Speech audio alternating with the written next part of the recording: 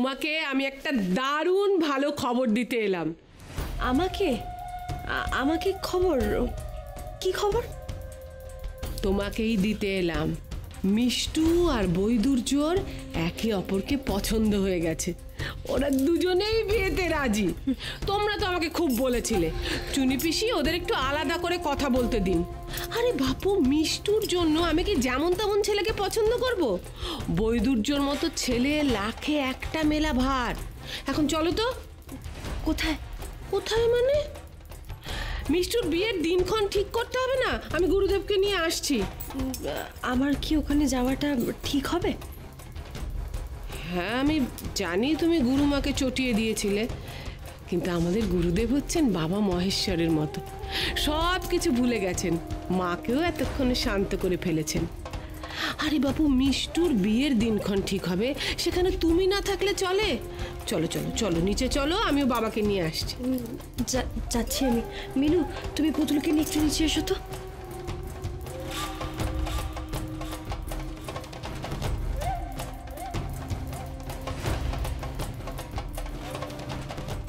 কোথায় যাচ্ছ? দিদি যে বললো। মিনু,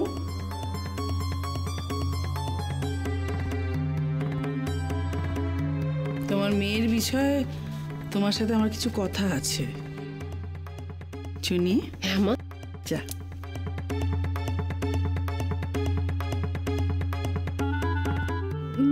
মেয়ের বিষয়ে মানে কি হয়েছে মা?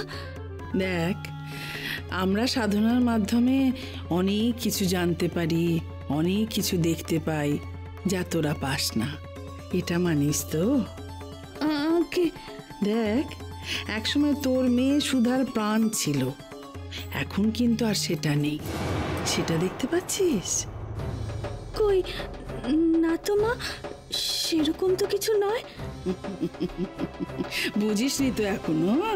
বোকা আমি। আরে বাবা, এর জন্য সাধনার কোনো প্রয়োজন হয় না রে মা। এটা যদি আগে হতো, সুধা পুতুলকে কোলে করে নিয়ে চলে যেত, কিন্তু এখন নিশ্চিন্ত মনে তোর কাছে ছেড়ে দিয়ে চলে যায়। এর কারণ কখনো জানতে চেয়েছিস? কই না। নিজের মেয়েকে কাছে পাওয়ার জন্য। মা, দিদির তো তার মরে যাওয়া মেয়ের উপর টান থাকবেই, তাই না? আমি নিচে যাই মা, দিদি ডেকে গেল, হয়তো কোনো কাজ আছে। দাঁড়া।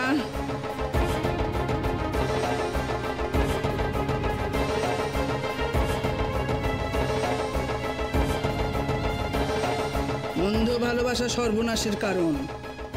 তোর মেয়ের প্রতি অবহেলা তোর খারাপ লাগছে না? হ্যাঁ, অবহেলা হলে খারাপ লাগতো মা, কিন্তু তেমন তো কিছু হয়নি। আর আর যদি সেরকম কোনো হেলা ফেলা হয় তাহলে আমি নিজেই বলবো না। সাধারণ মানুষ তো, তাই বুঝতে পারছিস না। ভুল বুঝছো গো, তুই একেবারে ভুল বুঝছো। মা যে বোনকে খুব ভালোবাসে, মা ইচ্ছা করে দেরি করেনি গো, ইচ্ছা করে দেরি করেনি মা।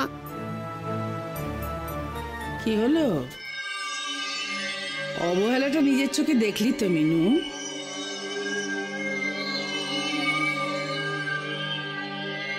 তুই মাসিকে কি বললে? অবহেলা মানে কি? কি গো, উত্তর দাও, উত্তর দাও। ও গুরুমা, শোনো না গো গুরুমা, শোনো না। তুমি যে বললে না, ওই মাসিটাকে তুমি কি বললে? তুমি যে বললে না অবহেলা মানে কি, বলো না, অবহেলা মানে কি বলো না।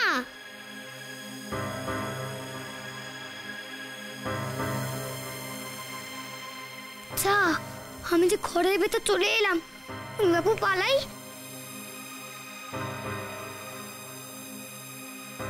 বাচ্চা ভূতটা ঘরের ভেতরে আটকা পড়ে গেছে, তুমি ওখান থেকে আবার সরে আসতে পারো। নিজের ইচ্ছেও এখান থেকে আর বেরোতে পারবে না। আমি ঘর থেকে বেরোবই, তুমি দেখবে।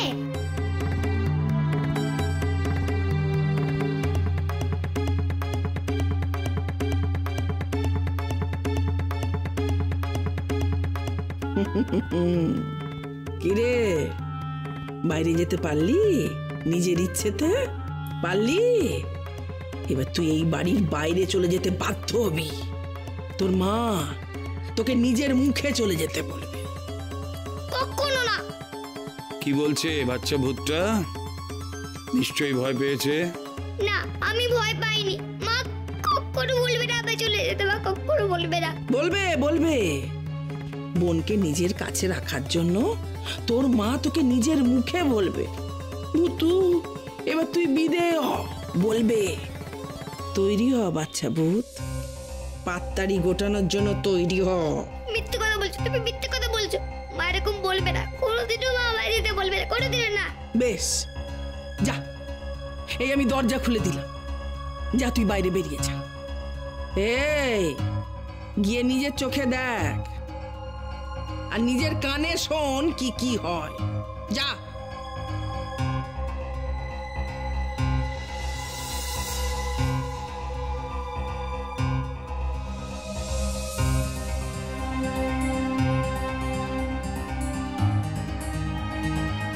পুতুল সোনা খিদে পেয়েছে মা? এই তো এক্ষুনি খেতে দেবো মা। আজকে তো একটু দেরি হয়ে গেছে খাবার দিতে। মা, ও মা, গুরুমা যেটা বললো সেটাই কি সত্যি? তুমি কি আমার চলে যেতে বলবে? কেন মা, তুমি আমার চলে যেতে বলবে না তো? বলো, চলে যেতে বলবে না তো? বলবে না তো?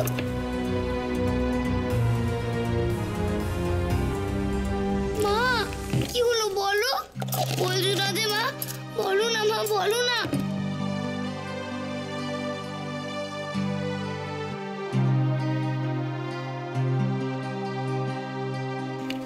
সোনা, এই তো আজকে তো আমরা ঝিনুক মাটিতে খাবো। ঝিনুকটা কোথায় গেল?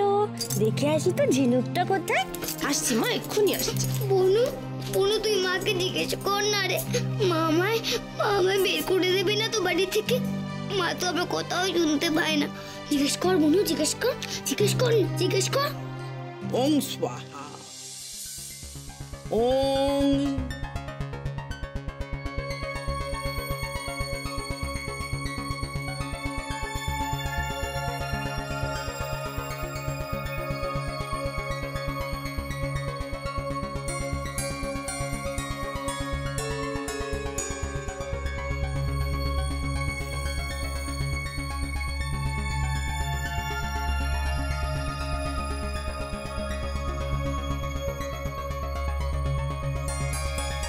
এই তো পুতুল সোনা, এবার তো আমরা খাবো, তাই না? মা, কি হলো? তুমি বলো, কিছু বলছো না যে? মা বলো না, মা বলো। তাড়াতাড়ি করে খেয়ে নেবো কিন্তু। এসো এসো এসো এসো, খেয়ে নি খেয়ে নি।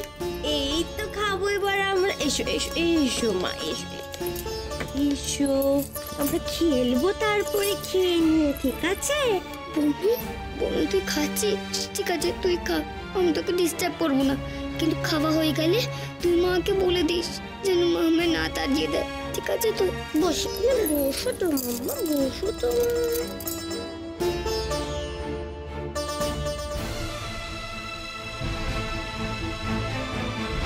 এই যে দুধটা খেয়ে নি। ওই দেখো তো কে আসছে রে। দিদি,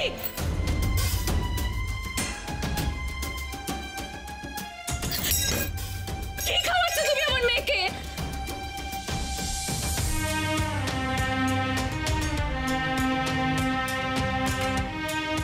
তুই পুতুলকে বিপদে ফেলছিস, এটা মিনুর মনে ঢুকে গেছে।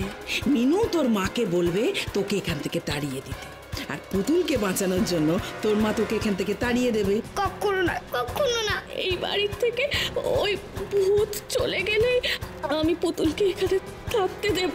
তবে চলে যাক।